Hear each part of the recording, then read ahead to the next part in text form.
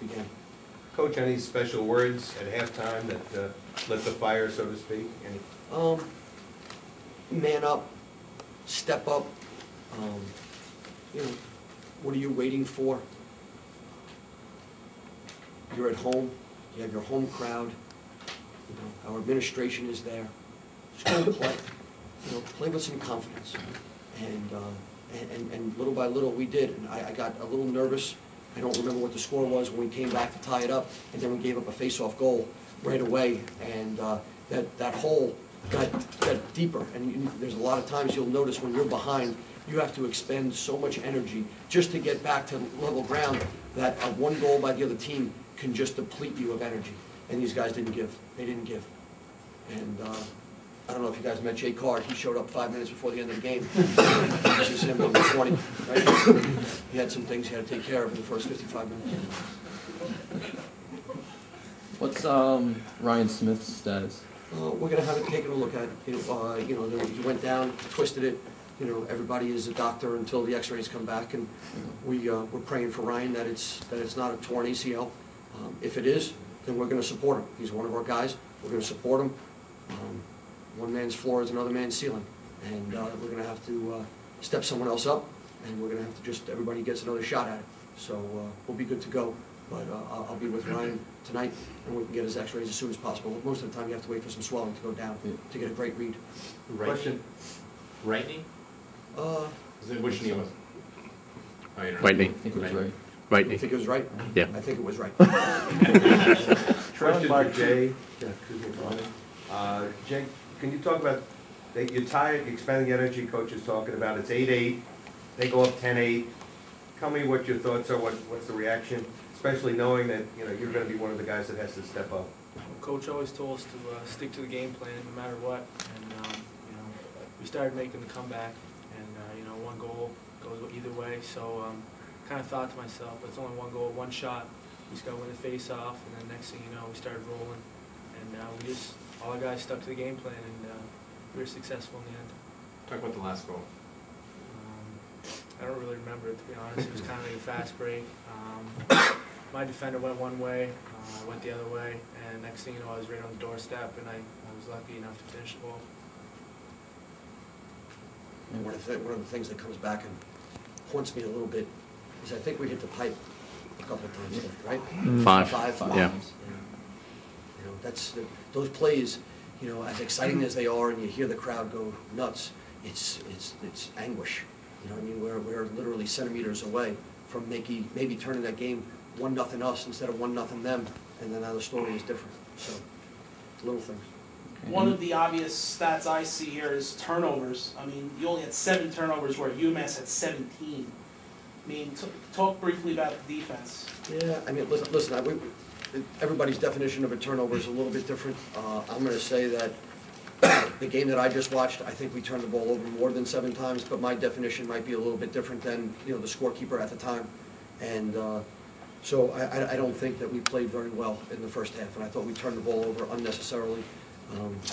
You know, if Massachusetts had those 17, then maybe there was a bunch in the second half, and that's what helped us, you know, to start to come back and to get us going. This is for Mike. What was the game plan going in offensively, and kind of why did it take a little while to get going? You know, we pretty much have our set of offenses, and we run them. And you know, this week we worked on, from our previous scrimmages and stuff, the things that we lacked on were spacing and, you know, moving the ball around without turning it over. And I think we did a great job of that today. First half, you know, we had a lot of good looks, opportunities. We just didn't finish. Doc Schneider's a great goalie, and they really came out and played us really hard. And then second half we came out, we knew what we had to do, and we found some seams, and we got some things going. We got the defense rotating, and we put the ball in the back of the cage. Yeah, and Adam, you kind of had more double teams in the second half, or was that just better execution? That was our original game plan. I mean, we have their tendencies and everything, but when they get to the goal line, we want to turn them under top side so we can double team that ball. That was the original plan from the get-go. It just seemed the first half we weren't turning them all the way for whatever reason. The slide wasn't there, but second half kind of changed and went our way. What does it say to you guys as a team to be able to come back so many times after being down 4 and then 2 late? It's definitely a character win for us. Shows that So there's a lot of guys in our room that I'd go to war with any day. I think we learned a big lesson that we need to come out for the first whistle and get after it. You know, we're going to be facing, you know, some big teams. Our first 4 teams are all, you know, ranked in the top 20. We really need to come out on the first whistle and get after it and get things going. Mike, can you talk about the last possession? Yeah, I mean, we just listened to Coach. 14 short 15. 14 short 15, and Ryan Carter, a guy who stepped up for us, great. He really played a great job today. Beat his man, and we just pretty much just read the situation and things fall out the way they did. So There was some confidence in the last couple of possessions offensively for the guys in white. You know, when you're not sure of yourself, there's one play and then it just kind of the ball settles out. But when the ball continues to move and we create some flow, and that's how Jay got the goal. Is, you know, while they were just recovering from their initial slide or two, that's when we caught Jay on the backside a little bit there. And Ryan Carter, a senior, you know, from California, you know, we put the ball on his stick with 1 minute to go in a HOFSTRA-UMass game. Got a lot of guys. Adam, how does it feel to be back?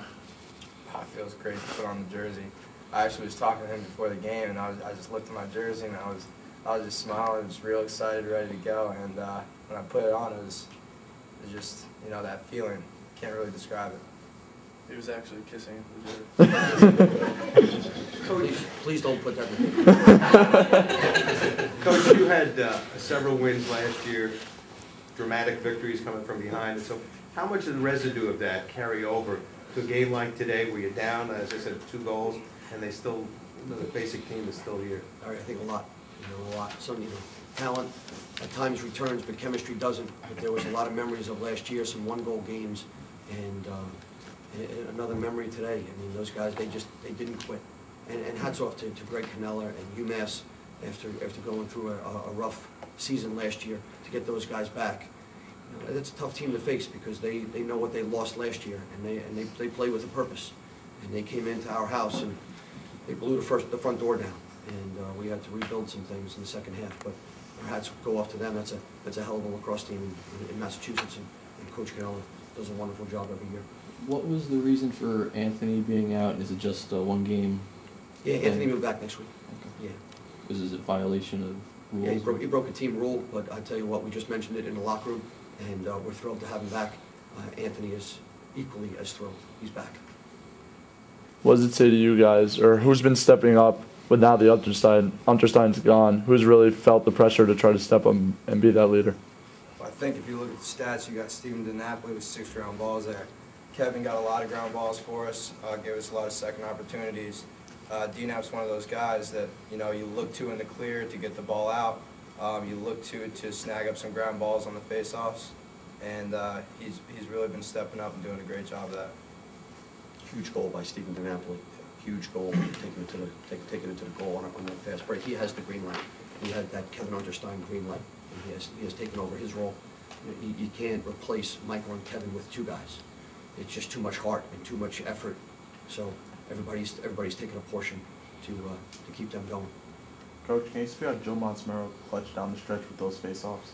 Yeah, I mean, I think it was everywhere. It was, you know, Jay Card and the defense and the offense stepping up, and Joe Monsmero didn't have a choice. You know, the stats say that that the face-offs are pretty even. They beat us by 1 in the face-offs. I don't think that we got the ball off of a lot of the draws that we won. That was a little bone of contention in the locker room, that I thought that they did a better job on the wings. That's got to be a little bit of a point of emphasis, because there's an explosive amount of energy that has to go into a face-off. And when you get into, you know, double-digit games, there's a lot of face-offs that get taken, and we can't just lose the ball on the wings. Stephen Prifty, it is a miracle that he played today. And you can see that he was 1 step behind. He wasn't his normal self. You know, he just had the flu and the stomach bug, and there wasn't. Our trainer is 6'7". He wasn't keeping him out. You know what I mean? It was just one of those things. He wasn't missing this game. Coach, how big was it to get this win, knowing you got 3 tough games in a row coming up around Hopkins and Princeton? Yeah, I mean, listen, it doesn't get any easier. You know, so if we can get one, then let's get one. And we learned a lesson here. The lesson of playing 60 minutes to win this one, put a lot of effort into it. We didn't think we put our best foot forward last year, up at UMass. The guys prepared very well, and this win means an awful lot to me and to the team.